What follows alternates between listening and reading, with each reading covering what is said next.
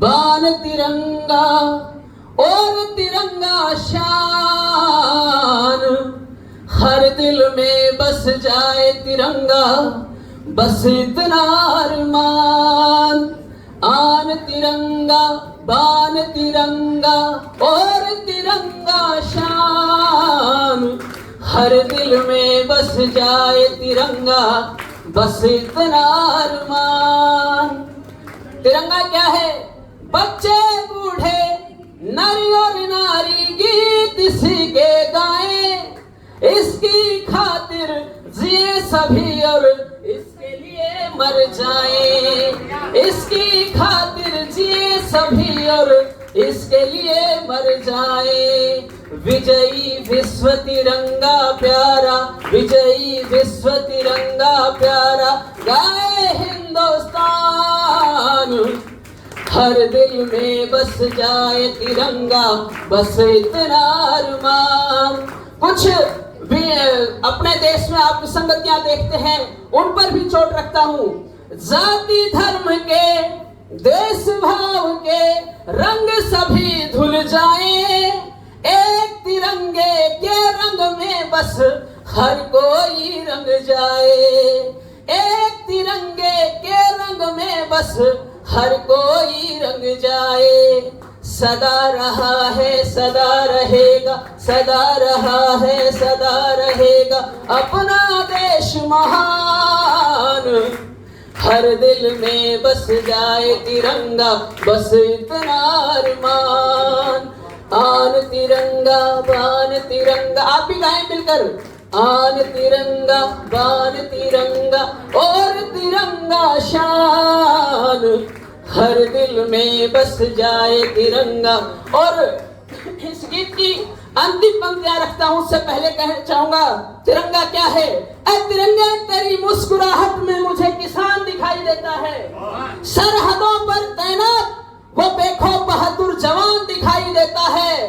तुझसे मोहब्बत है, तुझसे मोहब्बत है मुझे मेरी जान से बढ़कर, क्योंकि तुझ में मुझे मेरा हिंदुस्तान दिखाई देता है।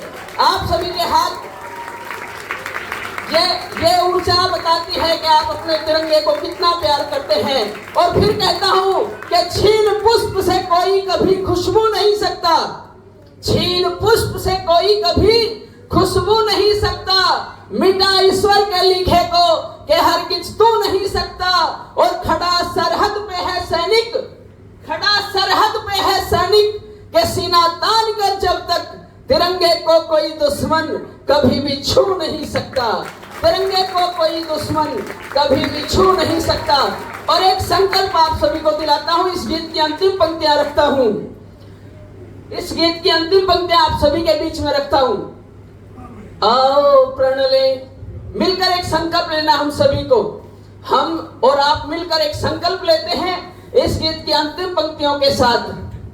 बच्चे बूढ़े नर और नारी गीत इसी के गाएं, इसकी खातिर जी सभी और इसके लिए मर जाए। आओ प्रण ले, आओ प्रण ले, नहीं झुकेगा जब तक घट में प्राण, हर दिल में बस जाए तिरंगा, बस इतना अरमान। आन तिरंगा बान तिरंगा और तिरंगा शान, हर दिल में बस जाए तिरंगा, बस इतना अरमान। इस वतन के नाम अपनी ये जवानी कीजिए, इस वतन के नाम अपनी ये जवानी कीजिए, दुश्मनों के खून से अब बागवानी कीजिए। लोग माला गल में डालें और पैरों में सुमन, के लोग माला गल में डालें और पैरों में सुमन, इस तरह कुर्बान अपनी जिंदगानी कीजिए। और लोग कहते हैं कि दोस्ती बहुत गहरी होनी चाहिए, लेकिन मैं नहीं मानता। दुश्मनी को भूल कर यदि चीन पाकिस्तान से, दुश्मनी को भूल कर यदि चीन पाकिस्तान से दोस्ती करनी पड़े तो दरमियानी कीजिए। और आलोक जी, आप शायर हो कोई अखबार वाले तो नहीं, आप शायर हो कोई अखबार वाले तो नहीं, जान जाती है तो जाए सच बयानी कीजिए।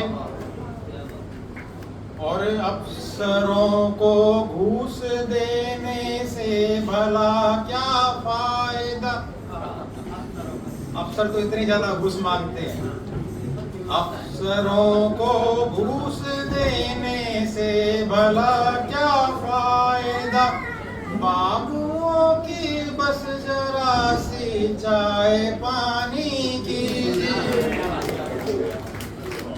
और कोर्ट में तो हैं लुटेरे गांव में मिल बैठ कर, कोर्ट में तो हैं लुटेरे गांव में मिल बैठ कर, दूध का तो दूध और पानी का पानी कीजिए। और पेश आते हैं,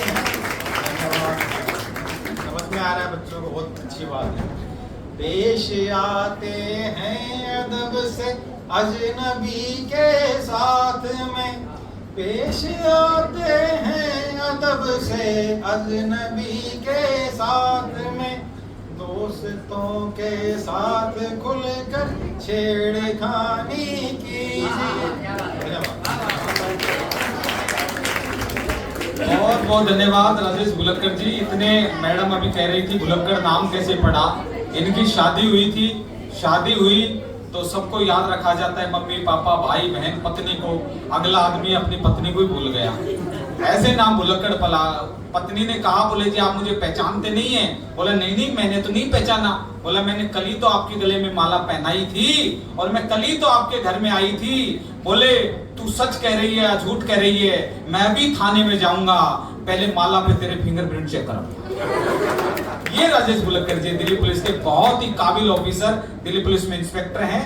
और एक बार जोरदार तालियां राजेश गुलक्कर जी को।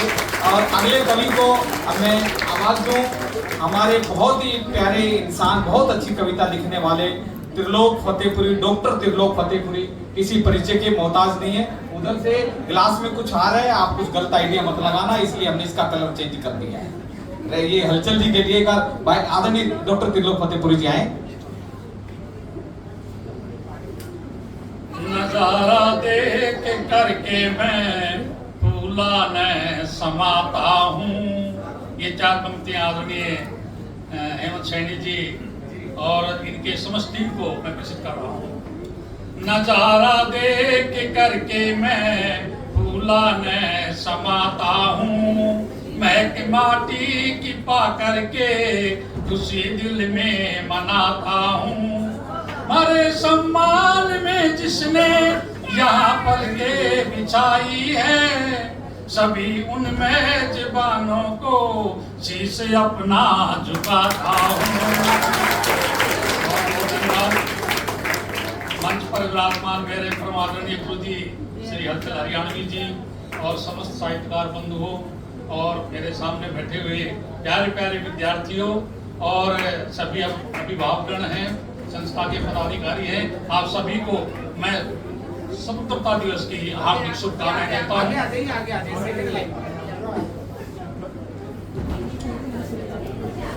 और एक दोहा मैं गुरु जी के सम्मान में पढ़ रहा हूं। नमन करूं गुरुदेव को, नमन शारदे मात, जिनके वंदन से मिली लिखने की सौगात। मैं नमन करता हूं मेरे गुरु जी को और चार पंक्तियां उन शहीदों के नाम। साहसी वीर युवा ही जोश अपना जगाते हैं, देश सेवा का व्रत लेकर के वो परवाने सदा ही याद आते हैं। और बेटियों ने बहुत शानदार यहाँ परफॉर्मेंस दिखाई। 4 पंक्तियां बेटियों के लिए। हमारे वंश व कुल की बेटियां लाज होती हैं, कुटुंब को जोड़ने वाली मधुर आवाज होती है, निभाती है सभी रिश्ते लुटाकर भावना अपनी, तभी तो बेटियां माँ बाप का सरताज होती है। और दीप खुशियों के हम सब जलाते रहें, दीन दुखियों के मरहम लगाते रहें, मिटा कर दिलों की सभी दूरियां, प्रेम सद्भाव सबसे बढ़ाते रहे। जय हिंद। बहुत बहुत धन्यवाद। त्रिलोक जी मान गए, पूरे तय समय में इन्होंने अपना कविता पाठ किया। जोरदार तालियां त्रिलोक जी के लिए। बेटियों का जिक्र किया, मंच का संचालन यहाँ से बेटी कर रही थी और बेटियों की तरफ से ज्यादा ताली आ रही है, इसलिए 4 पंक्तियां इन बेटियों को देना चाहता हूँ। दीपक जी, हमारे गुरु जी हलचल जी बैठे हैं, सब उनकी कृपा से ये काम हो रहा है, सब कुछ इनकी कृपा से हो रहा है, हमारा तो वैसे ही नाम हो रहा है, सब हलचल जी की कृपा है। कहता है कौन सर पे पड़ा भार बेटियां, 4थी पंक्ति पे बेटियां ताली देंगी। और अभी जो कुछ महानुभाव हमारे और आए हैं उनके लिए भी एक बार जोरदार ताली बजा दो। सर, आप लोग बिल्कुल सही समय पे पहुंचे हो, हम ही थोड़ा जल्दी शुरू हो गए थे। एक बार जोरदार तालियां इन सभी के लिए, महानुभावों के लिए। कहता है कौन सर पे पड़ा भार बेटियां, 4थी पंक्ति पे अपने लिए तालियां बचा के रखना बेटियों, कि कहता है कौन सर पे पड़ा भार बेटियां, माता पिता के गले का है हार बेटियां, और निकल गई आज बेटों से भी आगे, चला रही आज तो सरकार बेटियां, चला रही आज तो सरकार बेटियां, चला रही आज तो सरकार बेटियां। फोटो वाला भाई नजदीक से और क्लोजअप दोनों फोटो कर लेना, अन्यथा वो वाली पंक्ति सुना दूंगा जो बच्चों ने पहले सुन रखी। लेकिन चलिए मैं सीधे सीधे अब अगले एक और कवि को, क्योंकि मैं भी समय कम लूं, हमारे बीच में हमारे अपने दलवीर फूल जी जो 3 मिनट में अपनी वाणी को विराम देंगे और अंजाम तक बात को पहुंचाएंगे। भाई दलवीर फूल आए और कविता पाठ करें। भाई दलवीर फूल। मंच को प्रणाम। सभागार में उपस्थित बैठे सभी साहित्य कर्मी, साहित्य प्रेमियों को नमस्कार। मैं सीधे सीधे अपने एक मुक्तक से जुड़ूंगा। मेरे इस देश का भूगोल भी तो रंग बिरंगा है, कहीं कंकर कहीं बंजर, कहीं पे बहती गंगा है, पखारे चरणों को सागर, हिमालय ताज है सिर का, देशवासी के हर दिल में तिरंगा ही तिरंगा है, तिरंगा ही तिरंगा है। और आज जो अपने शहीदों को याद कर रहे हैं, शहीदों की वो कुर्बानी भुलाई जा नहीं सकती, हमारे चंद शब्दों से सुनाई जा नहीं सकती, हर जहन में अंकित उनकी शौर्य गाथा, सुनहरे पन्नों पे लिखी मिटाई जा नहीं सकती, मिटाई जा नहीं सकती।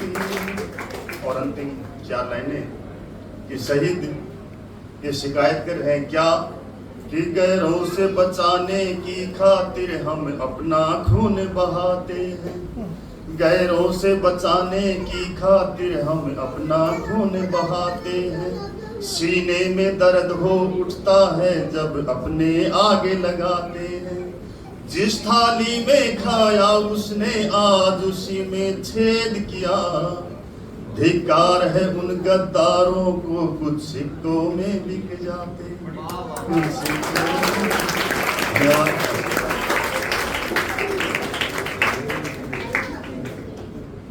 बहुत बहुत धन्यवाद बच्चों। कैसे लगे 2020 की पारी?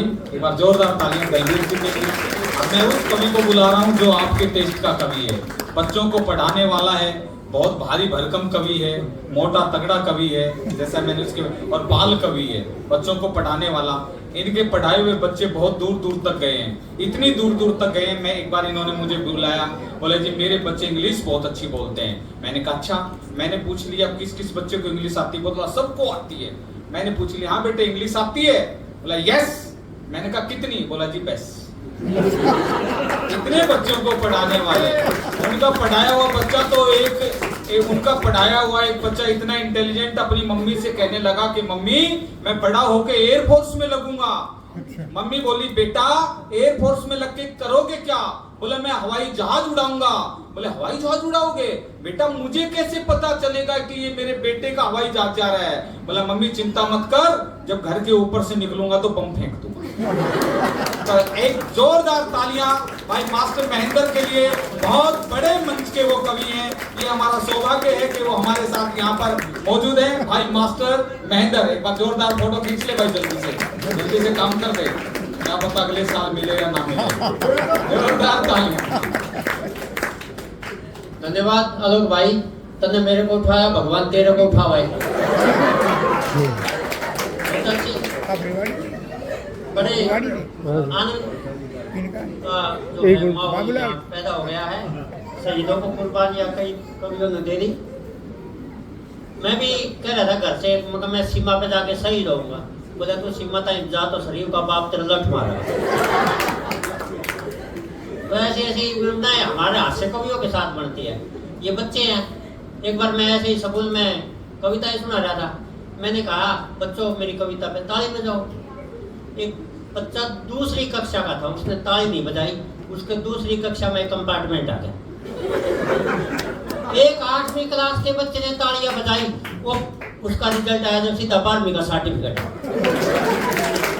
इसलिए एडवांस पढ़ाई के लिए तालियां बजती रहेंगी। और अगली बात है, तालियों के साथ साथ दावड़े भी बजने चाहिए।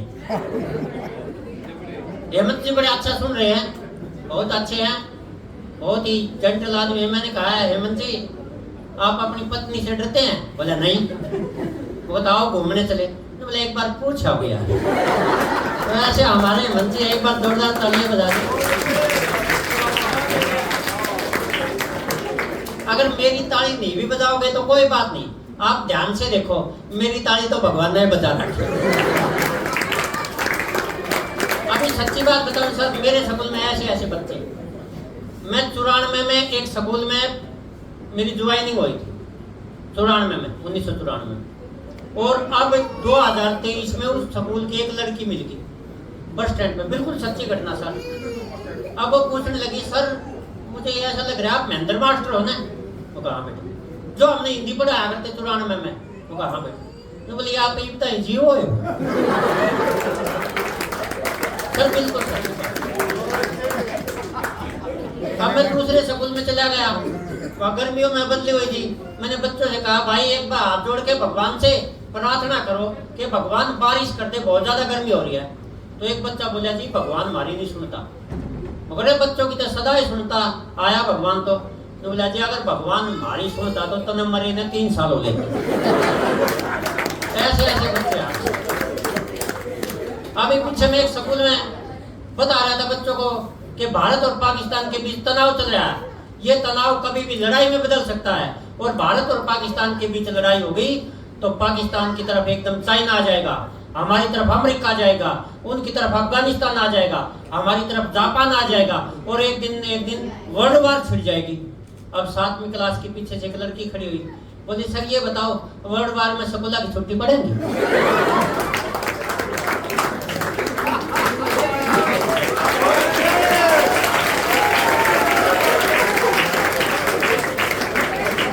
सर बच्चे वाकई निमटाने में तुल रहे। अभी मेरे एक स्कूल में और बदली हो गई। अभी मेरी कम से कम भी आपने 31 साल की नौकरी में मैंने 12 स्कूल बदले। अब एक स्कूल में बदली हुई तो मैं वहां गया, बच्चे बड़े बड़े, छोटे बच्चे इधर खेल रहे, बड़े बच्चे इधर खेल रहे। अब मैं थोड़ा सा, जब कहीं भी आदमी नया नया जाता है थोड़ा घबराता है, तो मैं भी घबरा गया। तो मैं डरता डरता भीतर गया तो छोटे बच्चों ने देख लिया, बेटे नया मास्टर आ गया, बेटे नया मास्टर आ गया। खूब शोर मचाया। अब वो बड़े बच्चे आए, उन्होंने छोटे बच्चों को धमकाया, नालायक ये नया मास्टर नहीं है, अपने साइंस रूम का सामान आया। तो हमें तो ऐसे नहीं। अच्छा बच्चे तो निमटाते हैं। एक बार मुझे देखने वाले आ गए, इस मास्टर की बात आए थे। अब वो देखने वाले ने मेरे को देखा तो माथा पकड़ लिया। मेरा बापू बोला जी आपने लड़का देख लिया? बोला हमने तो देख लेने, किसी डॉक्टर का दिखा।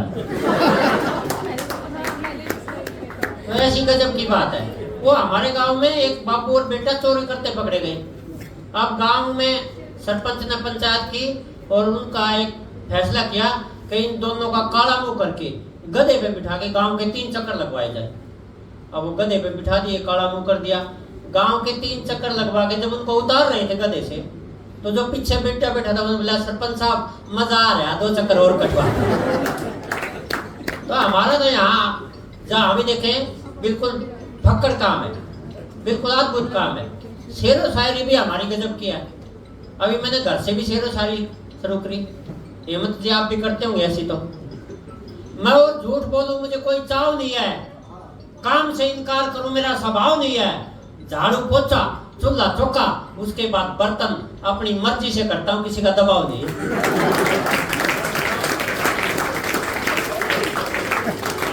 अच्छा ये सब वही ताली बजा रहे जो ऐसा काम करते हैं। देखिए एक दिन मेरी और पत्नी की लड़ाई होगी। मैंने पत्नी को एक थप्पड़ मार दिया, मारा था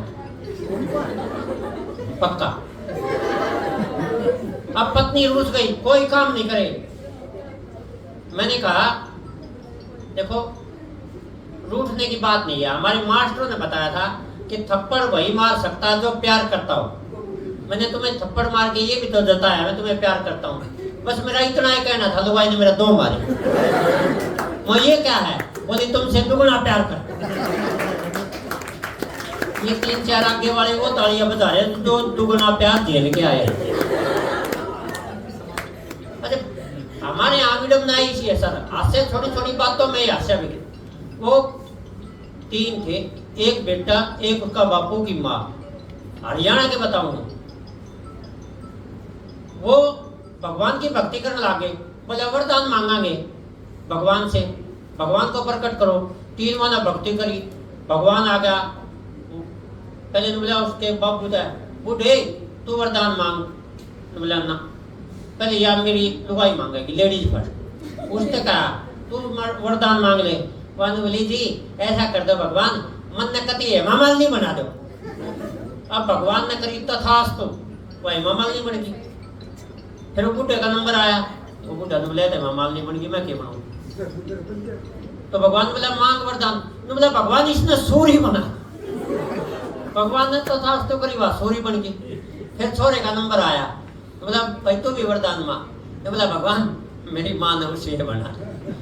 भगवान ने तथास्तु करी, वह उसी होगी। तो हमारे हरियाणा के आदमी है 3 वरदान भी मांगे और कुछ भी नहीं था। इसलिए कम से कम ढक के काम करो, गजब है। आइए मैं एक छोटी सी कविता सुना देता हूँ, बड़ी सुना दो। एक छोटी सी कविता सुना देता हूँ। कविता का शीर्षक है सड़ियल शराबी आड़ियल कुत्ता। क्योंकि ये जरूरी है कि एक जूता यहाँ पड़ा था, एक जूता वहां पड़ा था, वो आदमी पसरा हुआ था, पास में पौवा पड़ा था। पास में पौवा पड़ा था, साथ में कुत्ता खड़ा था, अपनी जिद पे वो अड़ा। आदमी कुछ ऊँग बैठा, कुत्ता पौवा सूंघ बैठा। बात आगे बढ़ गई थी, कुत्ते को सूंघने से ही चढ़ गई। कुत्ता था बिल्कुल आवारा, निभा के अपना भाईचारा, 4 चक्कर काट गया था, थोबड़े ने चाट गया था। ऐसा मंजर ऐसा हुआ, आदमी जब लेके पौवा यूं हालत में हो लेगा, फिर आवारा कुत्ता मौज लेगा। इसलिए कहता हूँ भाइयों, जीवन को नया मोड़ देना, ये पीना और पिलाना आज से ही छोड़ देना। आज बहुत बहुत धन्यवाद। देखो ये कविता में संदेश होता है, मैसेज होता है, इसलिए आप लोगों ने भी बाहर जब जाओ तो यही संदेश देना है अपने माता पिता भाई बहनों सगे संबंधी कि नशे से आप सब लोग दूर रहें। ये कवि का धर्म होता है। मैथिली शरण गुप्त जी ने कहा है सिर्फ मनोरंजन ने कवि का धर्म होना चाहिए, उसमें उचित उपदेश का भी मर्म होना चाहिए। तो ये इतनी प्यारी प्यारी इन्होंने कविताएं सुनाई। अब मैं चाहता हूँ सीधे सीधे, समय की गरिमा है और हमारा लाडला दीपक भी यहाँ पर मौजूद है, जिसे आप मोबाइल में सर्च करते हो, टीवी पे देखते हो, बड़े बड़े चैनलों पे नजर आता है, लेकिन उसने आज तक भी अपने धरातल को नहीं छोड़ा। जहाँ अपने बड़े मिलते हैं वो तुरंत उन्हें पूरा सम्मान देता है। और अभी मैं उसको बड़े सम्मान के साथ आपके बीच में बुलाना चाहता हूँ। भाई दीपक सैनी एक बार आए। मैडम आप भी स्थान ग्रहण कर लो। मुझे बड़ी दिक्कत होती है। जब नई नई मेट्रो चली थी 2003-4 में दिल्ली में, एक हरियाणा के ताऊ मिल गए, छोरे ये बता शाहदरा कौन सी बस जाएगी? मैंने कहा जी बस में क्यों जा रहे हो, मेट्रो में जाओ जल्दी पहुंचा देगी आपको। जल्दी में मैंने भोजमंडन जाना है वहां। मैंने कहा जी मैं वहीं जा रहा हूँ, मेरे साथ साथ चलो। ताऊ जी गन्ना चूसते हुए स्टेशन में घुसने लगे, पुलिस वाले ने रोका, बोला ये गन्ना अंदर नहीं ले जा पाओगे आप। क्यों भाई? अंदर रस नहीं निकलेगा इसका। बोला रस तो निकलेगा अंदर, खाना अलाउड नहीं। ले फिर पकड़ के बैठ जा, वापसी में साबुत चाहिए मेरे को। अब ताऊ जी टोकन की लाइन में लगे। मैडम शाहदरा का टोकन कितने का दे रही है? सर 12 रुपए का एक दिया, ठीक लगा रहे, 2 आदमी जाएंगे। 15 मिनट के बाद जैसे स्टेशन आया, ताऊ जी ने सीढ़ी पे जैसे ही पैर रखा, ये सीढ़ी में क्या हो रहा है? मैंने कहा ताऊ जी इसको एस्केलेटर बोलते हैं, बिजली से चलने वाली सीढ़ियां हैं, खड़े खड़े पहुंचा देंगे आपको। हमारी गवर्नमेंट ने दिमाग से काम नहीं लिया बिल्कुल। मैंने कहा जी अब क्या हो गया? अरबों रुपए मेट्रो में लगाने की क्या जरूरत थी? सड़क पे सीढ़ी नहीं बिछा देती, आदमी खड़ा खड़ा चला जाता। तो समय की अपनी, मेरे ख्याल हो गया क्योंकि आज टाइम इतना कम है कि ये बताने के लिए भी टाइम कम है कि टाइम कम है। और अपने को आदत पड़ी हुई है कि 1.5 घंटा बोलने की। तो एक छोटी सी कविता, क्योंकि आज हम आजादी के पर्व की पूर्व संध्या पर यहाँ पर प्रोग्राम कर रहे हैं, तो एक मुहिम चली हुई है हर घर तिरंगा। हर घर तिरंगा जब फहरता है तो कैसा लगता होगा? सोचो कि 140 करोड़ लोगों का देश है, जब हर घर पे हर छत पे तिरंगा लहरता होगा तो कैसा लगता होगा, क्या होता होगा देश के अंदर। एक छोटी सी कविता सुनाकर मैं अपना स्थान लेता हूँ, फिर कभी आएंगे तो आपको खूब सारी मिमिक्री, खूब कविताएं सब सुनाएंगे। हर घर पे तिरंगा लहरा है, हर घर पे तिरंगा लहरा है, हर घर पे तिरंगा फहरा है, यह लहर लहर जब लहरा है तो 1.5 अरब लोगों की यह शान दिखाई दी है, भारत माँ के होठों पे मुस्कान दिखाई। भारत माँ के होठों पर मुस्कान दिखाई दी है। ये कविता मैंने आज तक पर सुनाई, रिकॉर्ड हो गई आज तक पर, कल पूरे दिन चलेगा ये प्रोग्राम। भारत माँ के होठों पर मुस्कान दिखाई दी है। भारत भूमि पर आकर जुल्म किया अंग्रेजों ने, उनकी ईंट से ईंट बजाई अपने बेटी बेटों ने, फांसी झूले गोली खाई और शहादत दे दी, आजादी के हवन कुंड में प्राण आहुति दे दी, उनकी पूजा करती हर संतान दिखाई दी है, भारत माँ के होठों पे मुस्कान दिखाई। और तिरंगा कहाँ का लहरता है? देखना तिरंगा लहरता कहाँ का है? सीमा पर कुर्बानी दे वीरों ने इसको ओढ़ा है, सीमा पर कुर्बानी दे वीरों ने इसको ओढ़ा है, खेलों में भी जीत के मेडल खिलाड़ी लेकर दौड़ा है, इसे देखकर रशिया ने भी युद्ध विराम किया है, अमेरिका ने भारत आकर इसे सलाम किया है, दुनिया करती इसका ही गुणगान दिखाई दी है, भारत माँ के होठों पर मुस्कान दिखाई। आज सबको धन्यवाद भाई दीपक सैनी जी। समय की अपनी गरिमा है तो मैं केवल 2 पंक्तियां पढ़ना चाहता हूं। आज जो दिन विशेष है और जिन वीर शहीदों की बदौलत हम चैन की सांस ले रहे हैं, बस उनके लिए 2 पंक्तियां देना चाहता हूं। और लास्ट अब हलचल जी शेष है, सारे बच्चे बैठे रहे, कोई नहीं, गाड़ी उनका इंतजार करेगी, बैठे रहो आप, जहां बैठे वहीं बैठे रहे। 2 पंक्तियां देना चाहता हूं। देश हित में दे गए जो अपने जिस्म की कुर्बानी, सारे बच्चे दूसरी पंक्ति पे तैयार रहे कि देश हित में दे गए जो अपने जिस्म की कुर्बानी, पन्ने पन्ने पर अंकित रहेगी उनकी अमर कहानी। पन्ने पन्ने पर सुनाने को मैं बहुत कुछ सुना सकता हूं, लेकिन एक हमारे कवि जो सबसे हम सब में वरिष्ठ हैं और हम सब जिनकी बदौलत हैं, आदरणीय हलचल हरियाणवी जी आए और एक कविता, जो भी प्रतिनिधि कविता, अपने मन की कविता 5 मिनट में वो अपने काव्य पाठ को विराम देंगे। लास्ट में भारती जी धन्यवाद करेंगे और लास्ट में 1 मिनट के लिए हम भूपेंद्र जी को सुनेंगे। आदरणीय हलचल हरियाणवी जी, आप सबके लिए बड़े गर्व की बात है कि आने वाले समय में आप उनको याद करेंगे कि हमने हलचल जी को अपने कार्यक्रम में सुना था। एक जोरदार तालियां आदरणीय हलचल हरियाणवी जी। जिसकी वजह से कल का दिन आया है, सबसे पहले करें उनका शुक्रिया जान तक दे गए, हमसे कुछ ना लिया। सबसे पहले करें उनका शुक्रिया, जान तक दे गए, हमसे कुछ ना लिया। देश के हित में सब कुछ समर्पित किया, अपनी गर्दन भी कटवा दी, उनको नमन। अंग्रेजों का राज था और जो आजादी के परवाने थे वो छुप छुप करके अपना टाइम निकालते थे, एकता बढ़ाते थे, अपने हाथ से चिट्ठी लिख लिख करके जागृति कर रहे थे। भगत सिंह को ये भी नहीं पता था कि दाल में हल्दी भी गिरती है। जैसी मिली पकाई और अपने सूखी रोटियों के साथ खा लिया। ऐसे त्यागी थे। तो उनकी क्या क्या कहानी बताऊंगा, 1 घंटा चाहिए मुझे, मैं 7 मिनट में खत्म करना चाहूंगा। अंग्रेजों ने कितनी यातनाएं दी, कितनी पीड़ा दी कि बांध कर पांव उल्टे झुलाए गए, बर्फ की सिल्लियों पर लिटाए गए, गर्म सरिये बदन में चुभाए गए, सहन करते रहे व्याधि उनको नमन। नंगे तन पे कपड़े उतरवा के, बर्फ पे लिटा के, नंगे तन पे कठिन कोड़े खाते रहे, मार के दर्द से छटपटाते रहे।